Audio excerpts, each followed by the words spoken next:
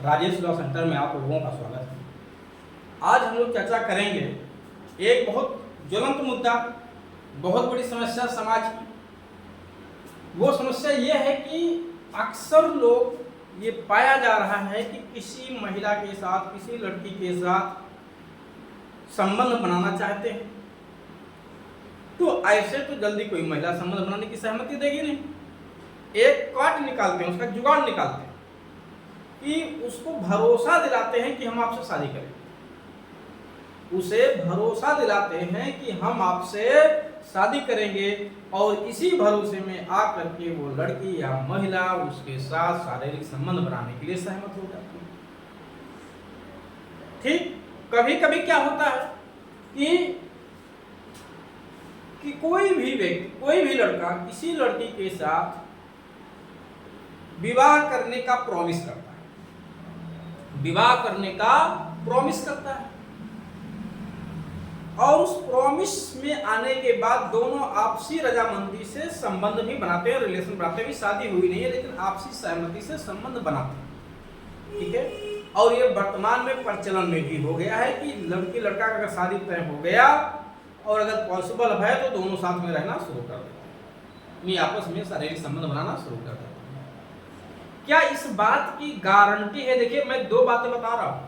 एक, मेरा पहले से इरादा जाहिर है कि मुझे शादी नहीं करना है, लेकिन क्योंकि शारीरिक संबंध बनाना है, साथ में रहना है, इस नाते मुझे विश्वास दिलाना पड़ेगा कि मैं शादी करूंगा। अंदर से पहले से मैं शादी नहीं करूंगा।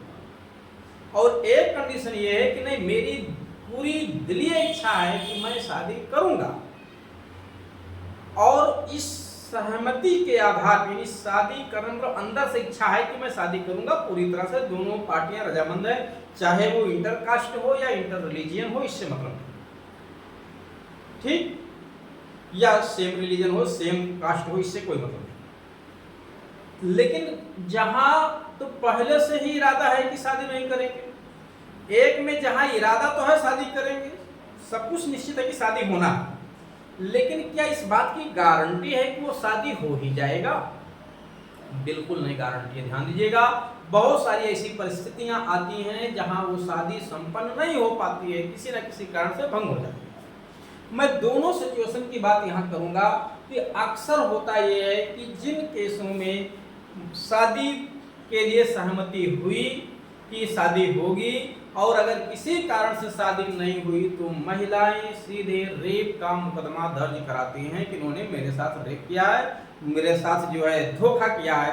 यानी इसी को कहते हैं जो है कि जालसाजी तो नहीं कहेंगे, इसको कहेंगे कि ये झांसा दिया, शादी का झांसा दिया इसने और उसके लिए मेरे साथ संबंध बनाया। तो इसी टॉपिक को मैं एक एक करके आपको समझाऊंगा। इसमें दो बातें कि पहले जो कानून था उसमें तो यही था कि शादी का झांसा देकर संबंध बनाया गया है तो अक्सर उसमें, ठीक है, सहमति स्वतंत्र ना होने के आधार पर रेप का मुकदमा दर्ज होता था। लेकिन अब जो नई संहिता आई है 2023 से, जो 1 जुलाई 2024 से लागू हो चुकी है, ठीक है, भारतीय न्याय संहिता, उसकी धारा है 69, धारा 69, उसी में परिभाषा भी है, उसी में दंड है। धारा 69 उन परिस्थितियों की बात करती है जहां ये स्पष्ट है कि लड़के की नियत पहले से ही क्लियर नहीं, खोटी है, वो शादी नहीं करेगा, केवल और केवल उस महिला के साथ संबंध बनाने के लिए उसको झूठा भरोसा दिलाया है कि मैं आपके साथ शादी करूंगा और संबंध बनाने के लिए जो है रजामंद हो जाते हैं दोनों। और कुछ समय तक अपना साल खांड 6 महीने जो भी वो अपना रिलेशन बनाते हैं, फिर एक दिन बाद वो सीधे मना कर देता है, मैं शादी नहीं करूंगा। चाहे अपना फोन स्विच ऑफ कर लेता है, अपना कमरा छोड़ देता है, अपना एड्रेस चेंज कर देता है, मिलना जुलना बंद कर देते हैं, आना जाना छोड़ देते हैं, तो कोई भी रीजन हो। ऐसी स्थिति में जहाँ पहले से ही क्लियर था शादी नहीं करना, उसके लिए तो ये नया प्रोविजन आ गया 69।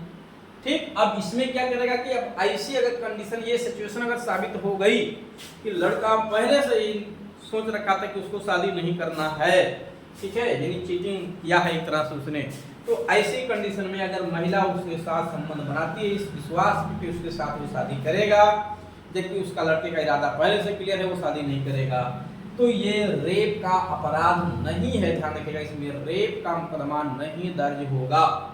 इसमें मुकदमा क्या दर्ज होगा, ठीक है, क्योंकि अब रेप का मुकदमा धारा 64 में दर्ज होगा नई संहिता में, तो 64 में मुकदमा नहीं दर्ज होगा। ये मुकदमा अगर लड़की शिकायत करती है तो 69 में दर्ज होगा, आईपीए भारतीय न्याय संहिता के। अब आईपीसी में मुकदमा नहीं दर्ज होगा, आईपीसी रिपील हो चुकी है कानून की, धारा 69 में मुकदमा दर्ज होगा। और ये एक कॉग्निजेबल ऑफेंस है, यानी आरोपी को पुलिस तत्काल अरेस्ट भी कर सकती है, और ये अजमानती अपराध है, यानी बेल एज अ राइट नहीं रह गया है।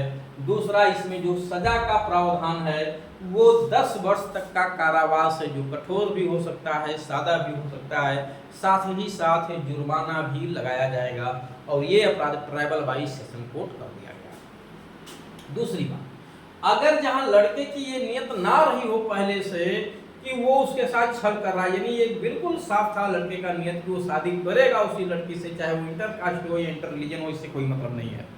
लेकिन कुछ ऐसी परिस्थितियां आई, जैसे अदर कास्ट का मैटर था, बाद में घर वालों को पता चला, घर वालों ने डिनाई कर दिया, लड़के ने मना कर दिया, कुछ लड़की में कोई कमी पाई गई, कुछ परिस्थितियों में तब्दीली हुई, नौकरी नहीं मिल पाई, कुछ भी हुआ, लड़के ने बाद में मना कर दिया, लेकिन पहले से इरादा ऐसा नहीं था कि वो शादी नहीं करेगा। पहले से इरादा साफ था शादी करेगा, और अभी शादी हुई नहीं। उस दौरान दोनों आपस में साथ में रह रहे थे, लड़की लड़का एक दूसरे के साथ संबंध बनाते थे। बाद में लड़के ने मना कर दिया कि मैं शादी नहीं कर पाऊंगा, किसी परिस्थिति के कारण, कोई भी ऐसी परिस्थितियां उत्पन्न हो गई, ठीक है, चाहे वो ऐसे ही बिना किसी रीजन के मना कर दे कि मैं शादी नहीं करूंगा, लेकिन उस समय इरादा था उसका करने का, ध्यान दीजिएगा।